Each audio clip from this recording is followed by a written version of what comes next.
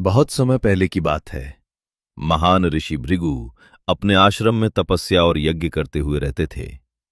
उनका आश्रम घने जंगल के बीच स्थित था, जहां शांति, ज्ञान और तप का वातावरण था। ऋषि भृगु की पत्नी का नाम पुलुमा था। वह बहुत ही पवित्र, सौम्य और धर्मपरायण स्त्री थीं।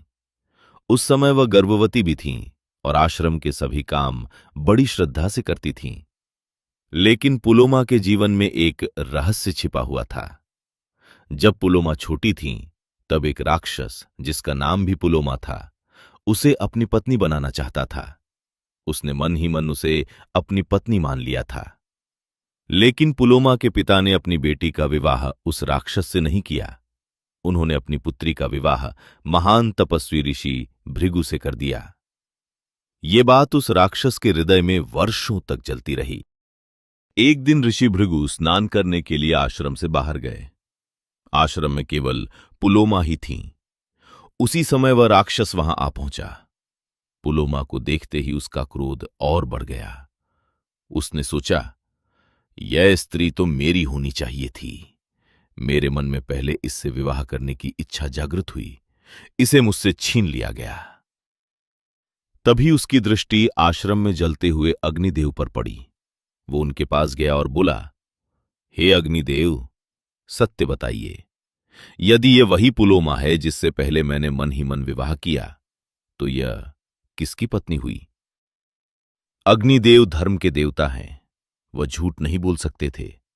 इसलिए उन्होंने सत्य बता दिया कि यद्यपि उसने पहले मन ही मन पुलोमा से विवाह किया, परंतु पुलोमा का धर्म संगत विवाह ऋषि भृगु से हुआ है और इसलिए वह ऋषि भृगु की पत्नी है।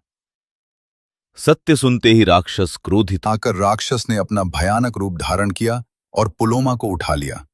वो उसे लेकर तेजी से जंगल की ओर भागने लगा। बेचारी पुलोमा बहुत भयभीत हो गई। वो गर्भवती थीं और इस अचानक घटना से उनका हृदय भय और दुख से भर गया। राक्षस उन्हें लेकर जंगल के रास्तों से भागता जा रहा था। इसी दौरान अत्यधिक भय और पीड़ा के कारण पुलोमा के गर्भ से एक बालक का जन्म हो गया। जैसे ही वो बालक जन्मा, उसके शरीर से अद्भुत तेज निकलने लगा। उस दिव्य तेज को सहन करना उस राक्षस के लिए असंभव हो गया। बालक का तेज इतना प्रचंड था कि उसी क्षण वो राक्षस जलकर भस्म हो गया। इस प्रकार पुलोमा उस संकट से बच गई। वो बालक आगे चलकर महान ऋषि बना, जिसका नाम था च्यवन। कहा जाता है कि जन्म के समय वो अपनी माता के गर्भ से च्युत अर्थात गिर गया था, इसलिए उसका नाम च्यवन। जब पुलोमा अपने नवजात पुत्र को लेकर आश्रम लौटी और उन्होंने पूरी घटना ऋषि भृगु को सुनाई, तो ऋषि अत्यंत क्रोधित हो गए। उन्होंने पूछा, राक्षस को यह कैसे पता चला कि तुम वही पुलोमा हो? पुलोमा ने बताया कि ये बात राक्षस को अग्निदेव ने बताई थी। ये सुनकर ऋषि भृगु को बहुत क्रोध आया। उन्होंने अग्निदेव को श्राप दे दिया कि आज से तुम सब कुछ भक्षण करने वाले बन जाओगे। ये श्राप सुनकर अग्निदेव बहुत दुखी हुए। बाद में देवताओं ने हस्तक्षेप किया और समझाया कि अग्निदेव ने केवल सत्य कहा था। उनका उद्देश्य किसी का अहित करना नहीं था। तब ऋषि भृगु का क्रोध शांत हुआ। उन्होंने कहा कि अग्निदेव सब कुछ ग्रहण करेंगे, लेकिन फिर भी शुद्ध और पवित्र बने रहेंगे।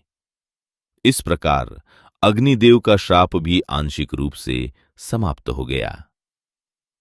कहानी अच्छी लगी हो तो वीडियो को लाइक और चैनल को सब्सक्राइब अवश्य करें। धन्यवाद।